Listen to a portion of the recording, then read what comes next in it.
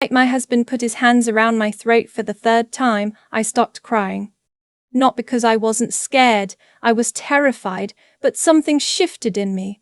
Some animal part of my brain that finally accepted what the rest of me had been refusing to believe for 2 years, that this was not going to get better, that he was not going to change, and that if I stayed, I was going to die in that house. His name was Preston, and from the outside we looked like the kind of couple people envied. We met when I was 26, working as a paralegal at a mid-size firm in Cincinnati. He was 34, handsome in the way that made you feel chosen when he looked at you. He wore nice clothes, drove a clean car, remembered details, the kind of man who texted you the name of the book you mentioned once in passing, who showed up to your work with coffee on a hard day. My mother adored him. My friends called me lucky, and for about 8 months, I believed them. The first sign was so small I almost didn't register it. We were at his colleague's birthday dinner and I laughed too loudly at something the man beside me said. Just a joke, nothing. But in the car on the way home, Preston went quiet in that particular way he had, a silence that took up all the air in the vehicle. When I asked what was wrong, he said, "You made me look bad tonight." I apologized before I even understood what I was apologizing for. That's how it starts, I think. Not with a fist. With an apology you didn't owe. By the time we got married 18 months later, I had learned his moods the way you learn a weather system. The tightening around his eyes that meant I should stop talking. The specific way he set his jaw when I spent money without asking him first, even money from my own paycheck. I had a job. I worked 40 hours a week. But somewhere in the slow drift of our relationship, my salary had become our money, and his spending had become his business. "What's mine is yours," he used to say at the beginning, smiling. What he meant, I came to understand, was the reverse. What was mine was also his. I won't catalogue every incident. Some of it I still can't say out loud without my hand shaking. What I will say is that by our 2nd anniversary, I had quit my job, not because I wanted to, but because he made going to work feel like a punishment I was daring him to give me. He monitored my phone. He knew how long it took me to drive to the grocery store. He had opinions about which friends I was allowed to keep in contact with, and he expressed those opinions in ways that made having friends feel like more trouble than it was worth. And then there were the times he put his hands on me. The first time, he cried afterward, told me he'd never done anything like that before, that I pushed him to it, that he loved me more than he'd ever loved anything. The second time, he didn't cry. The third time, the time I stopped crying, he didn't even say sorry. He just went to the bathroom, washed his hands, and came back to watch television. I lay on the kitchen floor for a long time after that. I had no money of my own. My name was on the lease, but he paid the rent, and I had watched enough cases at the firm where I used to work to know that leaving with nothing meant starting with nothing. And starting with nothing in a city where his family knew everyone and my closest friend had quietly been pushed out of my life 2 years ago was its own kind of terrifying. But I was more afraid of staying. I waited until he left for work the next morning. I packed one bag, the kind you could carry without it looking like you were leaving, just in case he came back early. I took my social security card, my passport, the small amount of cash I'd been hiding in $20 increments inside a box of tampons for 6 months, $460, that was everything. I drove to a gas station 3 miles away, used the payphone, one of the last working ones in the county, I think, to call my mother. She didn't pick up. I tried my old co-worker. Voicemail. I sat in the car for 19 minutes watching traffic move past on the main road, and then I drove. I didn't have a plan. I want to be honest about that.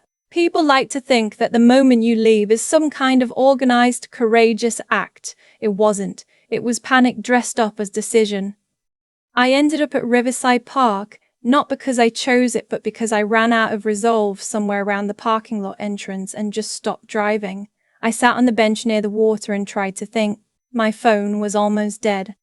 I'd forgotten the charger, which now seems impossible, but that's what shock does to you. It empties out the practical parts of your brain. I had $460, 8% battery, and nowhere to go. That's when I noticed the man on the bench across from me. He was older, late 60s I'd guess, wearing a plain grey jacket despite the warmth of the morning. He sat very still in the way that some older people do, not restless, just present. He had a book open in his lap, but he wasn't reading it, he was watching the river.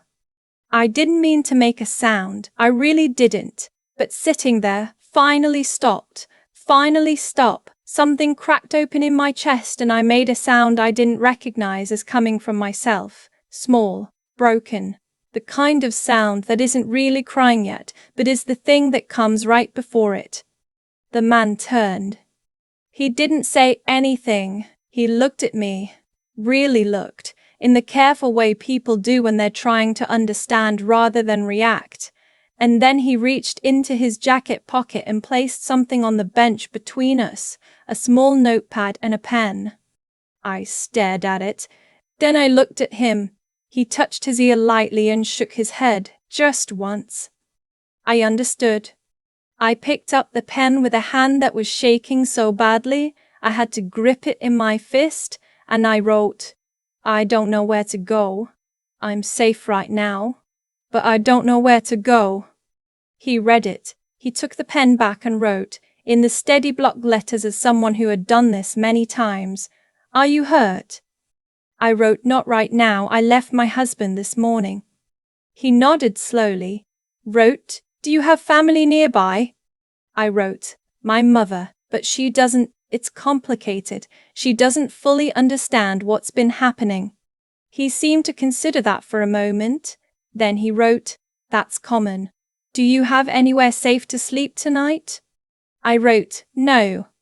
We sat there, passing that small notepad back and forth while the river moved past us and a jogger went by with a dog and two kids ran after a ball on the grass nearby, and the world continued completely normally as if my entire life was not currently in pieces on that bench. He asked careful questions, not probing, not the way a stranger usually gets into your business, more like someone running through a checklist they had run through before.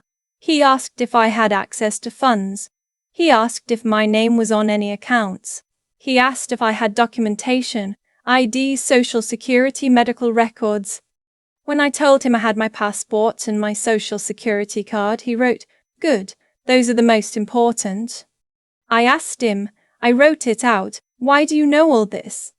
He wrote back, and I remember his exact words because I have read them in my memory so many times since. Because I have spent 40 years watching what happens to people who don't have help at exactly the right moment. He wrote down an address and a name, a women's shelter on the east side of the city that I had never heard of, and a contact name there, someone he said would be expecting a call. He wrote, "Tell them Walter sent you," and then he crossed that out and wrote a different name. I thought that was strange, but I was too overwhelmed to ask. I wrote, "Thank you, I don't even know your name." He smiled, small, a little tired around the edges, and wrote it out. Then below the name he wrote two words that I didn't understand at the time. Deputy Director. I looked up. He had already tucked the notepad back in his pocket and was standing buttoning his jacket.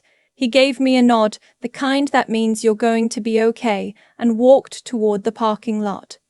I sat there, holding a scrap of paper with an address on it and the title I hadn't processed yet. It wasn't until I was in my car, holding that paper and trying to steady my breathing, that I searched the name on my dying phone. The results loaded slowly. Then I put the phone down and sat very still. The man on the bench, the quiet man with the notepad and the block letter handwriting, was the deputy director of the FBI's field office for the Midwest region. He had been deaf since his late 40s after an accident during a joint task force operation. He had stayed in his position regardless, adapting, rising. He had spent the last decade overseeing some of the most significant organized crime prosecutions in this part of the country. He sat on the board of 3 non-profits, including, I found this later, the shelter he had just directed me to. I cried in that car for a long time, not from sadness, from something else. The sheer odds of what had just happened. The fact that I had run out of road at exactly that bench on exactly that morning and sat down next to exactly that person. The shelter was everything the man had implied it would be. I made the call, said the name he'd written, and within 2 hours I had a bed, a case manager, a warm meal, and the first locked door between me and my husband that I had felt safe behind in 2 years. The case manager, a brisk, practical woman named Miss Hollings, who moved like she had 17 things to do and was going to do all of them, sat with me for 3 hours that first afternoon, walking me through everything, what I was entitled to, what I could document, what a protection order would require and how to get one. The next morning, I called my mother. That conversation was the second hardest I had ever had in my life, just behind the conversation I had with myself on the kitchen floor the night before I left. She was quiet for a long time when I told her everything, not the softened version I had been giving her for 2 years, but the real version. The version with the specific dates and the specific words and the specific way his face looked when he decided I needed to be reminded of something. She said finally, "Why didn't you tell me?" And I said, "Because every time I got close to it, you told me what a good man he was, and I needed to believe that too, so I let you." She cried. I didn't. I was too tired by then to cry, but something between us shifted in that call. Not resolved, not repaired, but opened up in an honest way for the first time in years. Preston found out I had left within 48 hours. I don't know exactly how. I suspect he called the gas station near our house and asked the attendant if anyone had seen my car, which was exactly the kind of methodical, low-grade, terrifying thing he would think to do. He called my mother. He called my old co-worker. He sent me 16 text messages, which started with concern and moved rapidly into something that I screenshot and sent directly to the case manager, who sent them directly to the attorney assigned to my case. Because there was an attorney assigned to my case. Because the shelter had a legal partnership with a firm that handled domestic violence cases pro bono, and because the deputy director, it turned out, had made a quiet call. I found out about the call 3 weeks in, when the attorney, a careful, deliberate man named Mr. Okafor who wore bow ties and never wasted a sentence, mentioned almost in passing that someone had flagged my case as needing priority attention. I asked who. He said he wasn't at liberty to say. Then he looked at me very steadily and said, "Let's just say the referral came from someone whose judgment people in this city tend to respect." The legal process was not fast. I want to be honest about that too, because I think when people hear a story like this, they sometimes expect the resolution to be clean and swift, and it wasn't. The protection order took 6 weeks. The divorce filing was contested. Preston hired an attorney immediately, someone expensive, someone who specialized in making the other side feel like they were fighting a war. There were delays and continuances, and one particularly bad week when Preston's attorney filed a motion suggesting that I had fabricated the financial control as a pretext to access marital assets, and I sat in Mr. Genevieve Okafor's office reading the document and feeling the familiar old spiral of self-doubts that I thought I had left behind. Mr. Okafor let me sit with it for a moment, then he said, "Mrs. Calloway, do you have the account statements?" I had the account statements, I had everything. I had spent the last year of my marriage quietly photographing documents with my phone in the 10-minute windows when Preston was in the shower, because some part of me that I had been trying to silence had known this day was coming and had been preparing for it anyway. We buried his attorney's motion in documentation. There was also a point. Around month 4, when Preston apparently told several people in our extended social circle that I had left him for another man. I don't know how widely this was believed. I found out because a woman I had been friendly with sent me a message asking if it was true, and I wrote back with as much dignity as I could manage, and then I put my phone down and walked to the window of my room at the shelter and looked at the parking lot for a while. Miss Hollings found me there. She didn't say anything for a moment, just stood next to me and looked at the parking lot too. Then she said, "First rule of leaving a man like that, he's going to tell the story first. He's been practicing it longer than you have." I asked her how you fight that. She said, "You don't fight the story, you build a life that makes the story irrelevant." I thought about that a lot. The divorce was finalized 7 months after I left. I received a settlement that was smaller than what I was legally entitled to, but larger than what I had the energy to keep fighting for, and the attorney was honest with me about that calculus. I took it. I got my car. I got my name back. I moved into a 1-bedroom apartment on the 3rd floor of a building near downtown, the kind of place where the elevator is unreliable and the laundry is in the basement and the neighbors have a dog who barks on Thursday mornings for no discernible reason. I furnished it from a thrift store and 2 estate sales and a Facebook marketplace sectional that took 3 trips to transport. I put a plant on the windowsill. I got a job, back in legal work, this time at a non-profit. Not the highest paying position, but one where I walked in every day and felt like I was doing something that pointed in a direction I believed in. My mother came to visit in the spring. She stood in my living room with its mismatched furniture and its second-hand bookshelves and the plant on the windowsill that I had somehow not killed, and she looked at all of it for a long time without saying anything. Then she said, "I should have listened better." I said, "Yeah, you should have." And then, because she was my mother, and I was 31 years old and still, under everything, needed her, "But I'm glad you're here now." We had a long way to go. I'm not going to tell you we resolved 2 years of complicated silence over one visit, but we were talking, really talking, and that was more than we'd had before. I reached out to the deputy director's office about 8 months after I left. I had been composing the letter in my head since the park, and I wrote 6 drafts before I sent it.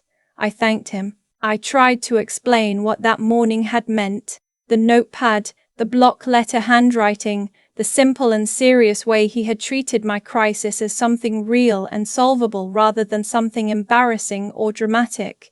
I told him what I had been able to build since. His assistant responded first, saying he would pass the letter along. 3 weeks later, I received a reply. It was brief, written in the same block letters I recognized, photocopied and mailed, which made me smile. "Miss Calloway, thank you for writing. I'm glad you had the sense to pick up the pen. Most people do, once someone hands it to them. Keep building. HB." I framed it. It's on the wall above my desk in the apartment, next to the plant that I still haven't killed. Preston, I heard through someone I used to know, eventually moved out of the city. His version of events apparently shifted a few times, and the people who had believed him first grew quieter about it as time went on. Whether he ever faced what he actually was, I can't tell you. That part of the story doesn't belong to me anymore. The kitchen floor where I lay still exists somewhere. That gas station still has a payphone. That bench by the river is still there, I assume, though I haven't gone back. But I am here, in a 3rd-floor apartment with unreliable elevator service and a Thursday morning barking dog, building a life that makes the other story irrelevant. It turns out that's enough. It turns out that was always the point. I've thought a lot about what would have happened if I had stayed on that kitchen floor. Not in a dark way, more like an honest one, because I think about the version of me who almost did stay, who told herself one more morning, one more week, one more attempt at making it work. That version was real. She lived in me for 2 years, and she almost won.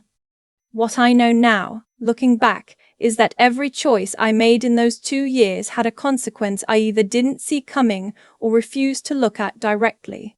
When I stayed quiet the first time, I taught him that quiet was an option. When I apologized for things that weren't my fault, I handed him a script he used for months afterward. I'm not saying any of what happened was my fault. It wasn't. But I've had to be honest with myself about the moments I had and what I did with them, because that honesty is the only thing that actually protects me going forward. The morning I left, I didn't feel brave. I felt cornered. But I've come to think that there isn't always much difference between those two things. Sometimes courage isn't a feeling you have before you act. It's the thing you name afterward, when you look back and realize you moved anyway. Preston was not a stupid man, he was actually quite smart, which made what he did more deliberate than it might have been otherwise. He understood that the most effective way to control a person isn't physical. It's financial, social, psychological. He built walls out of things I couldn't point to in a courtroom, and yet, in the end, what brought him down was documentation. Evidence I had quietly collected because some stubborn, clear-eyed part of me had refused to fully believe his version of reality, even when I was living inside it. That stubbornness, the part of me that kept photographing bank statements in a 10-minute window while he showered, the part that hid $20 at a time in a tampon box, the part that wrote out the truth on a notepad in a park when my hands were shaking too badly to hold a pen properly. That's what I'd call the most important thing I had. Not bravery in the dramatic sense, just the decision to keep thinking clearly when everything around me was designed to make me stop. And then there was Mr. Okafor, who showed me what integrity actually looks like in practice. Not the word, the thing. He never wasted a sentence. He never told me it was going to be easy. He just worked the problem with everything he had, and watching him do that, watching someone apply their full skill and attention to protecting something they believed was worth protecting, changed something in me about what I expected from myself. Ms. Hollings told me not to fight the story, build a life that makes it irrelevant. I think about that constantly because it's the most practical piece of wisdom I have ever received, and it applies to almost everything. You cannot always control the narrative someone else creates about you, but you can control what you build in the space they don't own. I'm still building. The plant on my windowsill is still alive. The Thursday morning dog is still barking, and every day I go to work and do something that points in a direction I believe in. I am making Preston's version of events a little smaller and my own a little more real. That's not nothing. That's actually everything.